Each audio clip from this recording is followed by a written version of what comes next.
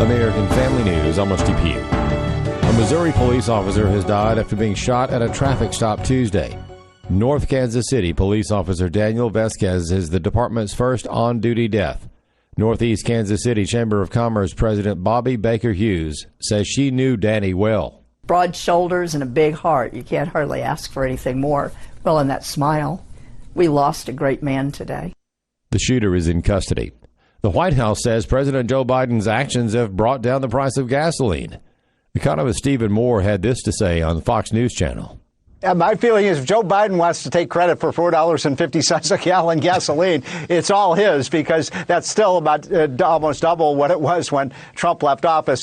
Meanwhile, best-selling author Douglas Murray says John Kerry and the rest of the green energy hypocrites who take private jets around the world while lecturing working Americans about electric cars are ignoring reality. The reality is that to the extent they're thinking at all, they're thinking far too long-term and ignoring the short-term. The short-term consequences of the kind of policies that Biden is being encouraged to pursue in the U.S. literally end up with the lights not turning on in your country. They end up with the gas prices tripling. That's where you are. So I just urge these people, whilst they're jetting around in their private jets, remember the short-term, because we have to live in it.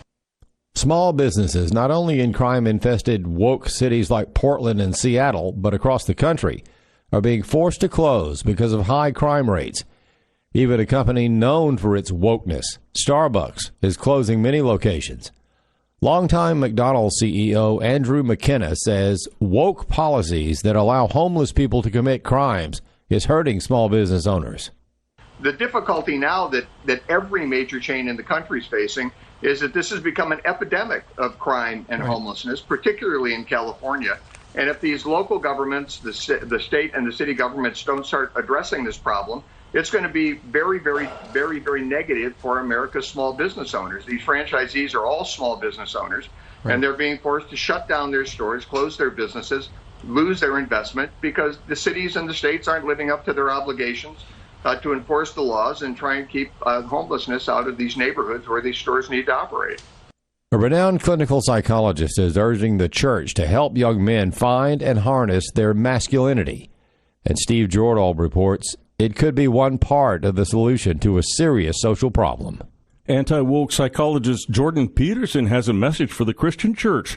He says the culture is trying to turn men into passive wimps, stripped of all aggression, ambition, fight, and fury. And it is precisely those young men who are deeply conscientious, who have come to believe that every deep impulse that moves them out into the world for the adventure of their life is nothing but the manifestation of a spirit that is essentially satanic in nature. The Christian church, he says, has an opportunity to build the masculine traits God put into their DNA so they can be defender, warrior, and courageous risk taker. The Christian church is there to remind young men that they have a woman to find, a garden to walk in, a family to nurture, an ark to build, a land to conquer. Alex McFarland of Truth for a New Generation says stripping men of those dreams has contributed to repressed aggression and mental anguish, traits common to almost all of the mass shooters that have been terrorizing schools and shopping malls and the like. Part of the frustration, and I think the acting out of violence and deviant behavior, is the frustration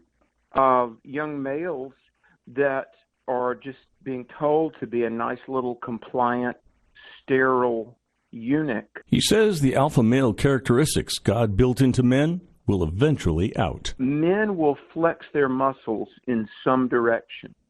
I'm Steve Jordahl. And sales of previously occupied U.S. homes slowed for the fifth consecutive month in June, as higher mortgage rates and rising prices kept many home hunters on the sidelines. The National Association of Realtors said today the existing home sales fell 5.4% last month. More news online at afn.net. and download the AFN mobile app. I'm Rusty Pugh. I have a feeling in my soul since the Savior made me whole. Way down, way down, way down, way down, just the way down deep in my soul. My soul, I'm trusting Jesus every day, for I know I'm on my way. Way down, way down, way down, way down, just the way down deep in my soul. My soul, down in my soul, my soul. I'll sing and pray till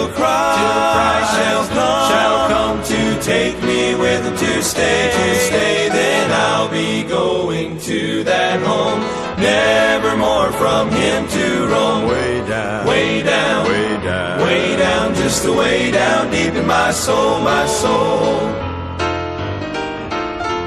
The light of heaven I now can see, for he came and set me free. Way down, way down, way down, way down, just a way down deep in my soul, my soul. I know there's glory to behold, for I feel it in my soul. Way down, way down, way down, way down, just a way down deep in my soul, my soul. Down in my soul, my soul. I'll sing and pray till Christ shall come to take me with to stay. Then I'll be going to that home, never more from him to roam. Way down, way down, way down, way down, just a way down deep in my soul, my soul. Way down, way down, way down, way down, just a way down deep in my soul,